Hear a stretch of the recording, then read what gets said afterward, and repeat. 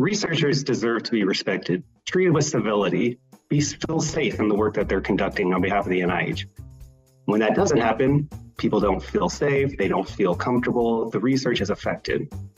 So what exactly is NIH doing to ensure a safe and respectful workplace wherever NIH-funded research is conducted?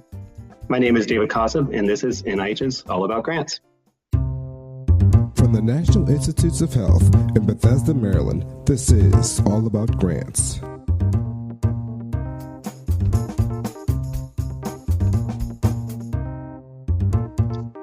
All right, welcome to the show. I'm glad to say that we have two of my colleagues within the NIH's Office of Extramural Research here to join us for this conversation on ensuring safe and respectful workplaces.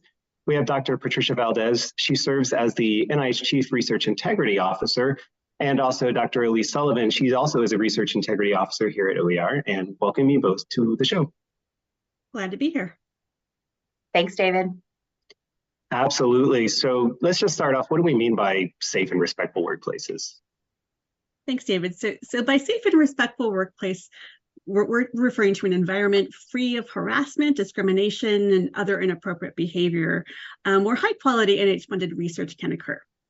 And we do care deeply about the people who are engaged in NIH-funded research, and we recognize that the research may be negatively affected in the environment if the environment's not safe and respectful.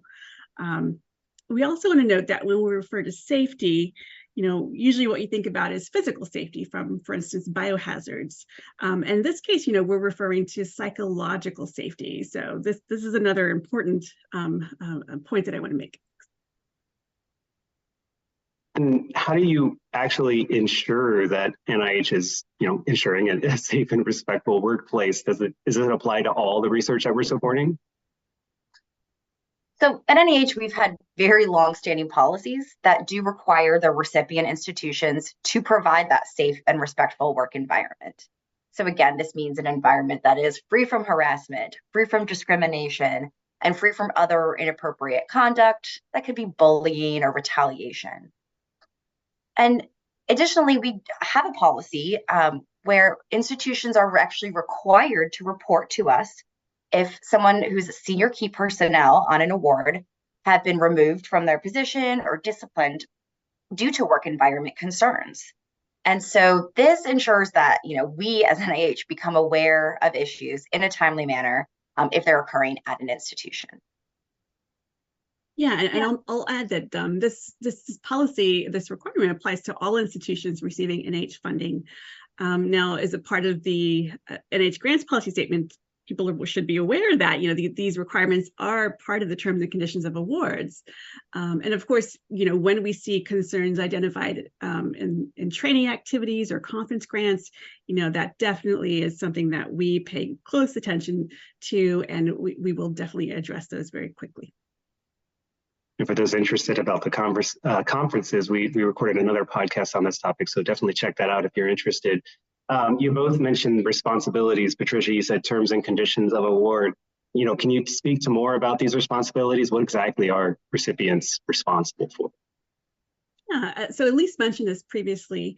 Now, effective last year, in July of 2022, there's now a new requirement where the recipient institution must notify us of any individual identified as a PD, program director, or PI, principal investigator, or other senior key personnel in an NIH notice of award, whether they're removed from their position or if they're otherwise disciplined due to concerns about harassment, bullying, retaliation, or hostile working conditions.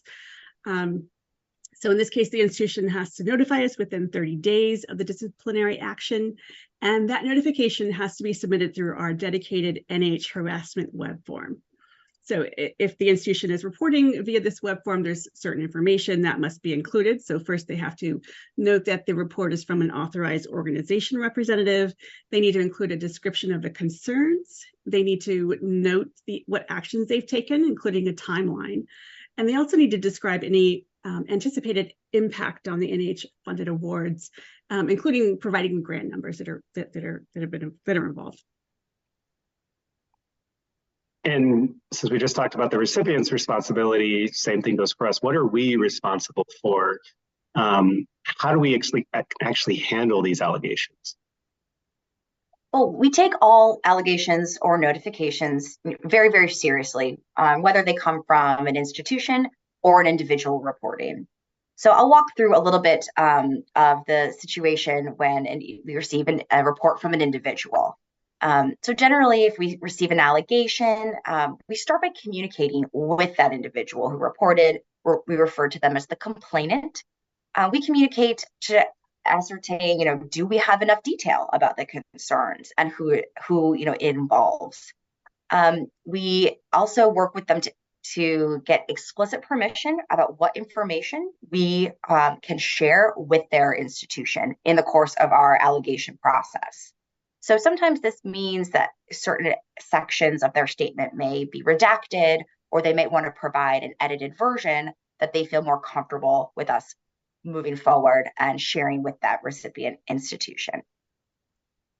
So we do have the ability to report anonymously. However, I do want to caution folks that since we don't have your contact information, if you report anonymously, we can't ask those follow-up questions. And so if we receive too little detail in these, sometimes we're unable to move forward. So this is also at the point in time where we inform the complainant a little bit more about our process and what they can expect. And a key kind of thing here that I want to note is that we do follow up with the institutions. We do take all of these allegations seriously, but NIH cannot take personnel or legal actions on behalf of non-NIH employees. Folks, these are not our employees. We have certain restrictions that we can take actions. And so we just want to, expectation set about what NIH kind of has the purview to do and where we really don't. Right. And so we cannot mediate employment disputes or suggest employment actions. This is something that we do often hear. Now, I want to just stress also that, institutions have their own processes and procedures that they must follow. And so, for instance, they may require that an individual report to a certain, portal or to a certain office. And so this is why we strongly encourage people to also report their concerns to the institution. That could be, again, whatever their institutional reporting procedures are. This could be human resources, EEO, or their Title IX coordinators. So that's something that I would definitely recommend to people. With all this kind of initial stuff, you're getting all this information from the complainant, from the person making the allegation. What's next? What do we actually do with that information? Right. So once we have enough information, the NIH Deputy Director for Extramural Research then sends a letter to the institution. This letter usually goes to the Vice President for Research at the institution or someone with a similar title. And so this is again in response to the notification from the institution. The letter will include a description of allegations or notification, as well as a request for information, which can include the following. So again, I mentioned earlier that was in response to notification from the institution. This is also relevant for notifications that come in from individuals. So we'll want to know, whether the alleged events were linked to any NIH-funded activities. We want to know the timeline and any details of any restrictions that are placed on the person of concern related to the allegation. We'll also want to know what steps has the institution taken to assure that NIH-funded research is being conducted in a safe and appropriate environment. Now, when the person of concern is a PI on an NIH grant, we're going to want to know who was overseeing the NIH award if that PI was not able to act in a wholly unrestricted manner. So we'll also want to know whether the institution sought prior approval from the funding institute or center, IC, for any change in PIs, if appropriate. And then finally, we'll ask about the institutional policies that address inappropriate conduct. And so again, we want to make sure that the institution has appropriate policies in place. If we see any improvements that could be made, we will suggest that to them. So the letter is sent, the institution is asked to respond within 30 days of receiving the letter. And so once we have the the response back, we'll do more assessments and more reviews. So we want to know, if the institution did investigate, whether there was a finding, was the allegation substantiated? Also, in some cases, this might be the first time that the institution's hearing about some allegation. And so in that case, we want to know, okay, what is the institution going to do now? Are they going to investigate this now? What's the next step for them? We'll also want to know what impact. We'll want to make sure that they're telling us what impact, if any, there's been on NIH research. We also want to know if any of the identified risks to research staff or students have been mitigated. We want to make sure that any trainees, for instance, that are involved in this allegation or notification are safe. And of course, we want to know, what actions what other actions have the institution taken, or what safeguards they put in place to while investigation's ongoing, or perhaps after a finding, how are they handling the situation at that point? Definitely seems like a iterative process, probably a little bit lengthy and pretty thorough to go through this entire process. And it's a lot of stuff to go through, it sounds like. You mentioned allegation being substantiated. What exactly does that mean for us? What do we do if an allegation is substantiated? So really our ultimate goal here is to ensure that the environment is safe and it's conducive to, high quality research. So in order to make that happen, we work hand in hand with the institution to ensure that, the appropriate actions, whatever they may be for the situation, are taken. And Patricia described that a little bit in her previous answer. And, there's not one size fits all here. There's these vary, widely depending on the exact situation and exactly what happened. But sometimes this looks like working to identify a replacement PI on an award, requiring additional monitoring or reporting to us, monitoring the environment. Sometimes also, if there's a pending award, that can be held until some compliance issues are resolved. So again, these actions widely vary depending on the exact nature of the situation, but really we're trying to identify how the environment can be safe and conducive to high quality research. I see, and you mentioned the replacement PI. What about in a situation where like a PI, principal investigator, may up and leave and go to a different institution? Just some folks may have heard called passing the harasser. What are we actually doing to stop that? Yeah, thanks. That's something that we're very concerned about. And so in these type of situations where this could potentially happen, we always want to reiterate to institutions that the grants belong to institutions, not to individuals. Again, this is not that person's grant that they can take with them to the new institution. The grant belongs to the institution. And institutions can keep the award. They can identify a new PI and continue the work. Or they could also bilaterally terminate the award.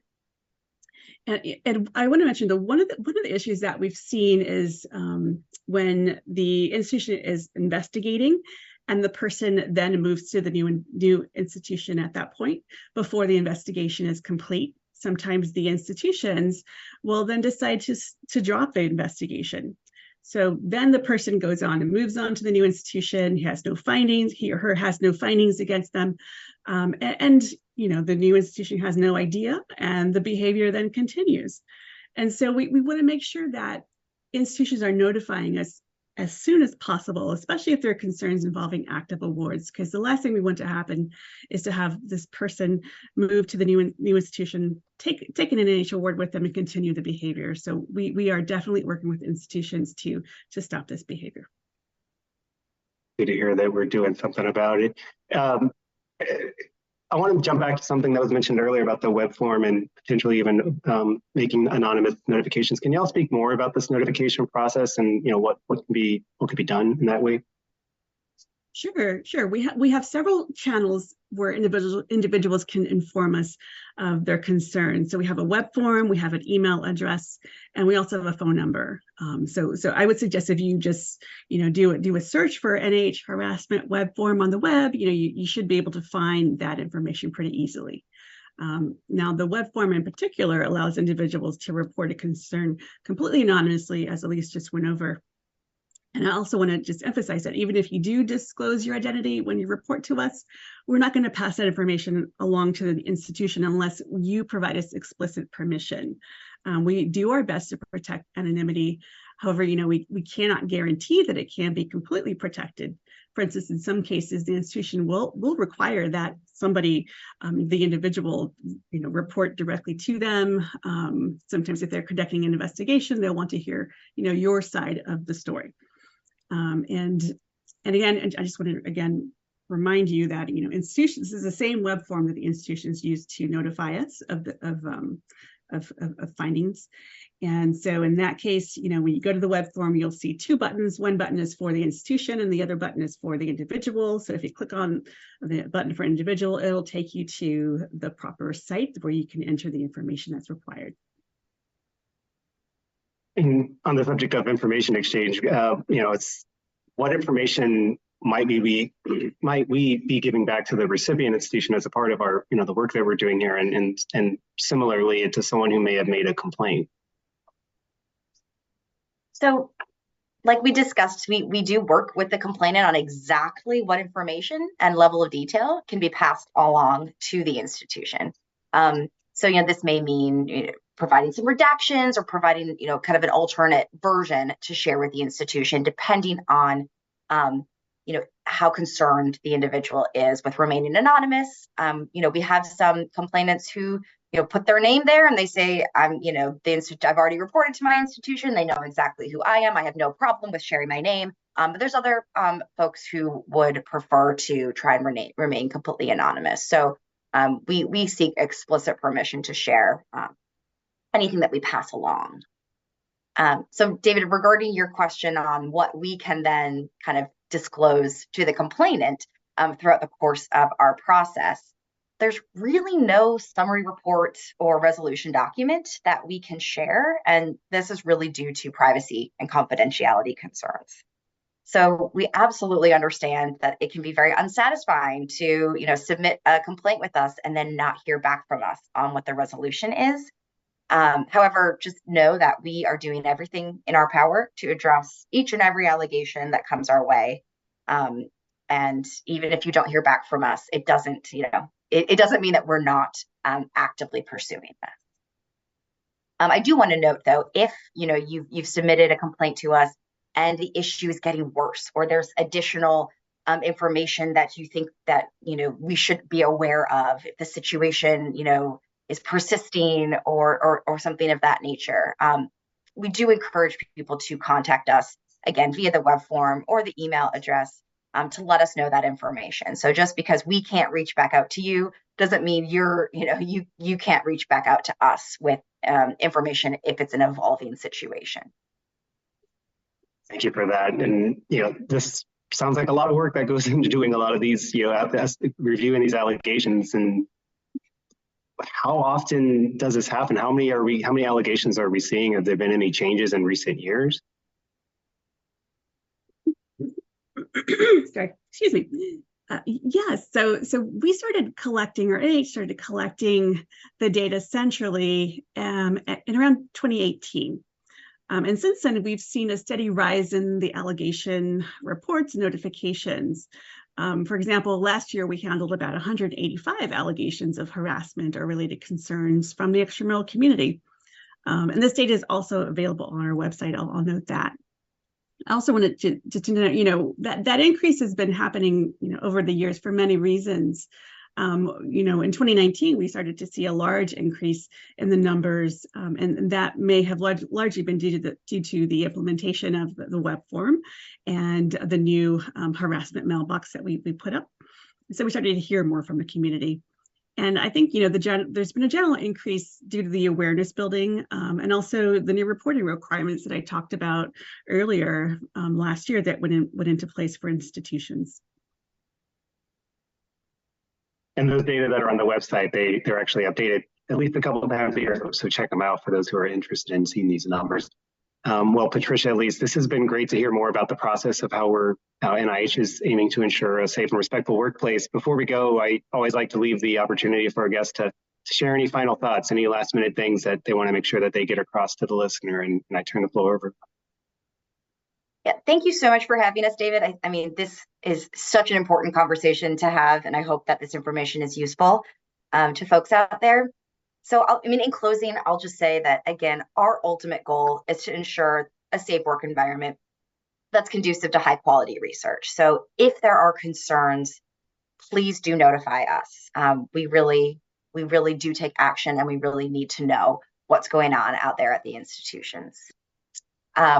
I know that, David, you mentioned resources on our website, including data. We also have information on our process, links for finding help, and some important definitions in terms of what are the definitions of harassment and whatnot. So if you search NIH harassment, our website should be the first one that comes up. And I'll add that, we're looking at a culture change. And as everyone knows, this takes time. But I think we have seen some promising improvements, even in just the past several years. So we do remain optimistic that, we can make a difference. So thank you. Absolutely. Elyse and Patricia, I truly appreciate this opportunity to hear how we're attempting to make a culture change and start to, improve and encourage more safe and respectful workplaces out there. Just to reiterate, there are a variety of resources that are available on our website, so definitely come check them out. And, if you would like to make a notification to us about a concern you may have, please do so. We want to hear them. This has been David Casa with NIH's All About Grants. Thank you.